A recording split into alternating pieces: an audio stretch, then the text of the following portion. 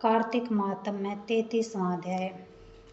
सूत जी ने कहा, इतनी कथा सत्यभामा को सुनाकर भगवान श्री कृष्ण संध्या करने को महल में चले गए। यह कार्तिक मास का व्रत भगवान विष्णु को अति प्रिय है तथा भक्ति को प्रदान करने वाला है। रात्रि जागरण, प्रातःकाल का स्नान, तुलसी वट सिंचन, उद्यापन और दीपदान, ये 5 कर्म भगवान विष्णु को प्रसन्न करने वाले हैं, इसलिए इनका पालन अवश्य करना चाहिए। ऋषियों ने कहा, भगवान विष्णु का प्रिय, अधिक फल का देने वाला, शरीर के रोम रोम को प्रसन्न करने वाला जो कार्तिक माहात्म्य आपने कहा है, मोक्ष की चाहना करने वालों या भोग के इच्छुक मनुष्यों को यह व्रत अवश्यमेव करना चाहिए। किंतु हम एक बात आपसे पूछना चाहते हैं, वह यह है कि यदि कार्तिक मास का व्रत करने वाला किसी संकट में फंस जाए, या वह जंगल में हो अथवा वह किसी रोग से ग्रस्त हो जाए, तो फिर वह कार्तिक व्रत को किस प्रकार करे, क्योंकि यह विष्णु जी का अतिशय प्रिय तथा भुक्ति मुक्ति प्रदान करने वाला व्रत किसी तरह भी नहीं छोड़ना चाहिए।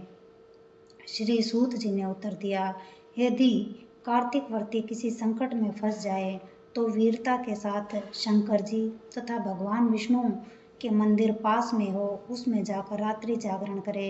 अगर घना जंगल हो तो फिर पीपल के पेड़ के नीचे अथवा तुलसी के वन में जाकर जागरण करे।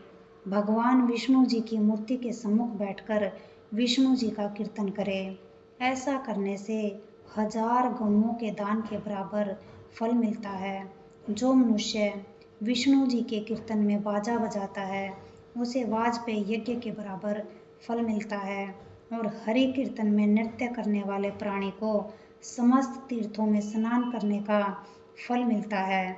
किसी संकट के समय या रोगी हो जाने पर, और यदि जल न मिल सके तो केवल भगवान विष्णु के नाम मात्र से मार्जन ही कर ले। यदि उद्यापन ना कर सके तो व्रत की पूर्ति के लिए केवल ब्राह्मणों के प्रसन्न होने से विष्णु जी प्रसन्न हो जाते हैं। यदि आप दीप दान कर सके, दूसरे की दीप की वायु आदि से भली भांति रक्षा करें, और यदि तुलसी का पौधा पास ना हो तो वैष्णव ब्राह्मण की ही पूजा कर ले, क्योंकि भगवान सदा अपने भक्तों के पास रहते हैं। इस सब के न होने पर व्रती ब्राह्मण गौ, पीपल या वट वृक्ष की श्रद्धा से सेवा करे। शौनकादि ऋषियों ने कहा, आपने गौ और ब्राह्मणों के सदर्श पीपल और वट वृक्षों को बतलाया है, और सभी वृक्षों में पीपल का वृक्ष और वट वृक्ष श्रेष्ठ क्यों कहे गए हैं। श्री सूत जी ने कहा, पीपल का पेड़ साक्षात विष्णु भगवान है, और पलाश का पेड़ साक्षात ब्रह्मा है। इन वृक्षों की पूजा, सेवा तथा दर्शन से सब पापों का नाश होता है। ऋषियों ने कहा कि हे प्रभु, हम लोगों को इसमें शंका है कि ब्रह्मा, विष्णु और शंकर वृक्ष रूप क्यों हुए, आप कृपा करके हमें बतलाइए। श्री सूत जी ने कहा, प्राचीन काल में भगवान शंकर और पार्वती जी विहार कर रहे थे। उस समय उनके विहार में विधन डालने के विचार से ब्राह्मण का रूप धारण करके अग्निदेव वहां पर गए। विहार के आनंद का नाश हो जाने के कारण क्रोध में भरकर श्री पार्वती जी ने समस्त देवताओं को शाप दे डाला। पार्वती जी ने कहा कि हे देवताओं, विषय सुख को कीट पतंगे भी जानते हैं, उसमें आप लोगों ने देवता होकर विधन डाला है, इसलिए आप सब लोग वृक्ष हो जाओ।